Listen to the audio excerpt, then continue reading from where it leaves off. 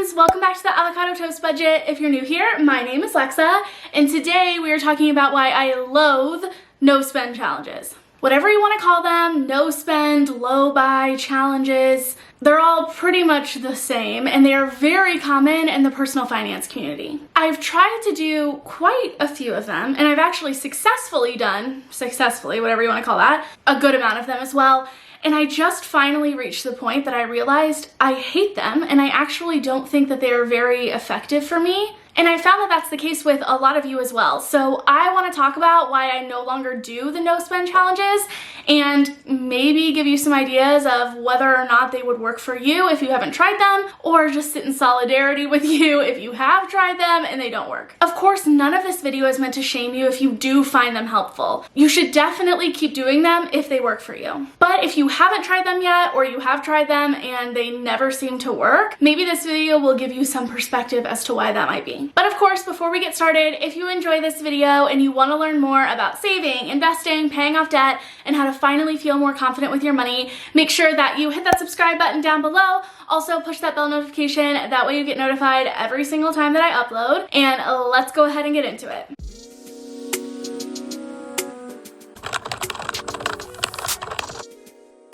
Okay, after filming that intro, the lighting with the window being open was causing all these like weird shadows in the background, so we're rolling with this mood light. First, if you've never done one before or haven't heard of them, I want to talk about what low buys or no spend challenges usually entail. Typically, they are heavily based around rules about what you can't spend money on. Sometimes they like to advertise themselves as like, oh, let's focus on spending money in only these places, but really at the bottom of it, it's restricting certain categories or certain things that you would spend your money on. And of course, generally these are like the extras. Your fun money, iced coffee, eating out, Amazon purchases, all of those things. They also generally include a specific length of time. Most that I've seen are usually around a month, although I've seen some that span multiple months and even up to a year. You're encouraged to track how much you're saving along the way, because the whole point is that you want some motivation to see, oh look, by not spending money on these things, look at how much I could be saving. So that brings me to, why do people typically do these kinds of challenges? From what I have seen, usually people do no spend challenges for one of these reasons.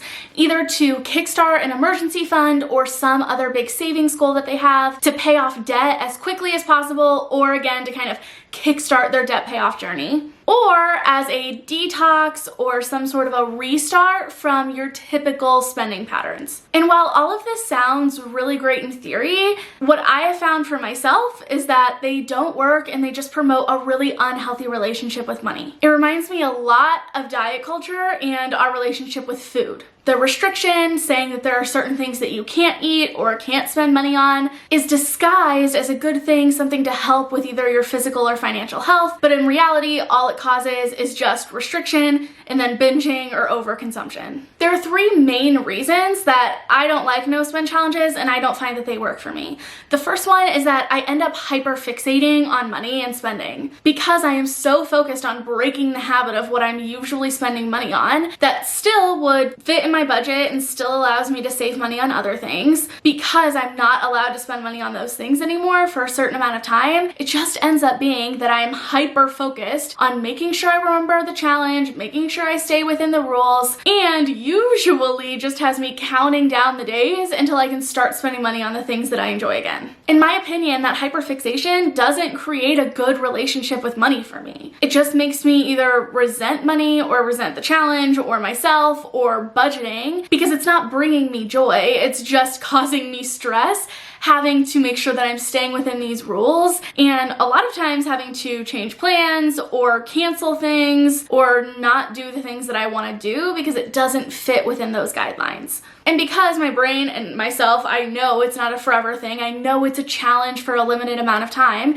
it just has me constantly thinking about what I will buy whenever I'm able to spend money again, and how much I miss those things that I can't spend money on. And that leads me to point number two, which is that it just ends up making me overspend to compensate for the spending I haven't been doing. This has me constantly thinking about the fact that I probably can't buy those things for an extended period of time, so that whenever the challenge is over, I start buying and spending money on all of the things that I couldn't have before. All the iced coffees, the eating out, the things in my Amazon cart that I couldn't buy. When typically, if I hadn't gone on that no spend challenge, I probably wouldn't be buying them as excessively as I am, because my mind is still in that state of famine mentality. You know, the same thing that we get into with dieting. My brain thinks that I'm restricting, because I am, and that I probably won't have access to these things ever again, so it needs to get it whenever it's available. So it starts sending that dopamine whenever I'm buying these things and finally getting to get DoorDash or takeout or iced coffee in a way that it typically wouldn't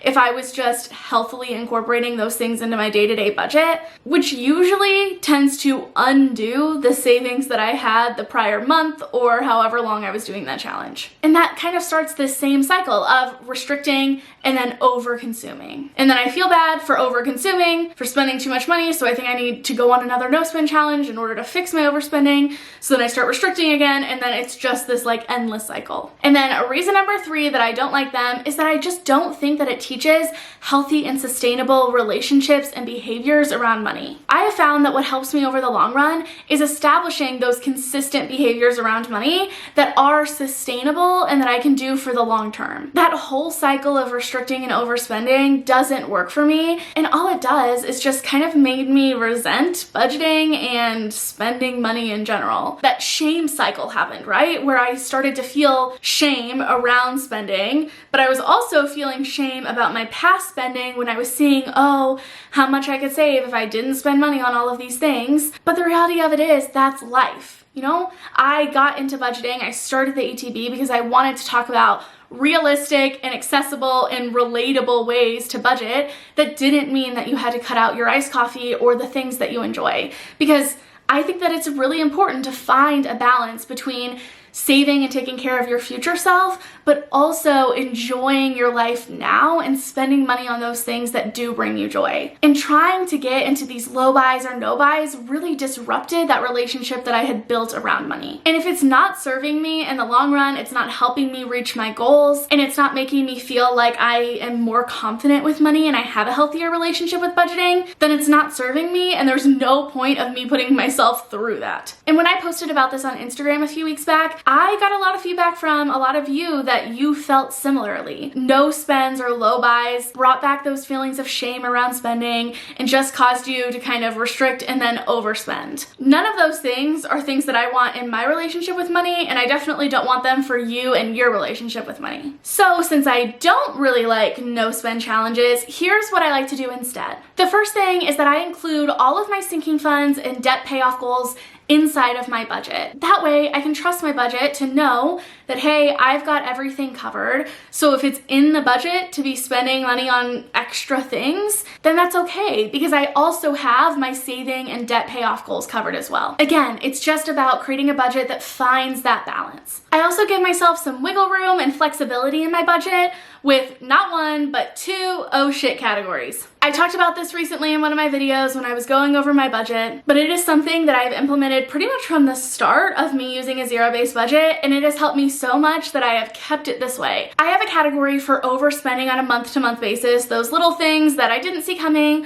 or just those times that I was out of money in my eating out category, but I wanted to eat out anyway, so I just used my oh shit category to cover that. And then on top of that, I also have a second oh shit category that is used to cover expenses that are on a broader scale. Whether that's that I forgot a sinking fund, I had an emergency I wasn't prepared for, or I just had something happen in life where I spent more money on something than I was counting on. By having these 2 different types of categories that give me a lot of wiggle room in my budget, and still implementing that first point of having all of my savings goals and sinking funds and debt payoff goals taken care of, I don't have to go through that feeling of shame and guilt, restriction, and then overspending that I had to do a lot with no spend challenges, because I just used that money to cover my overspending, learn from it, and move on. From what I found, that saves me a lot of time, headache, and stress when it comes to my finances. I think at the foundation of this and my boundary of deciding that I wasn't going to do no spend challenges anymore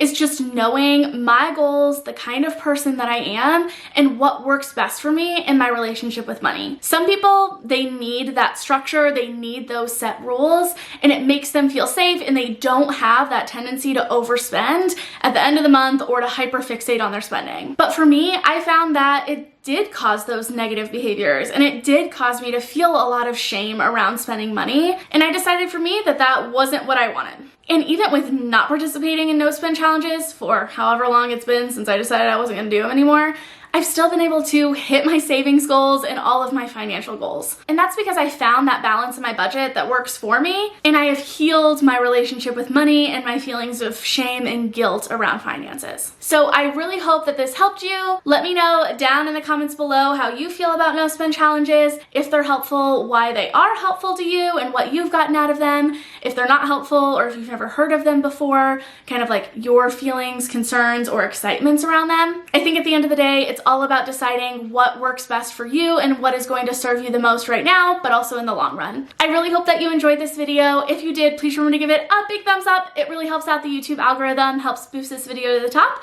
That way more people can find this content. And I will see you all next time. Bye.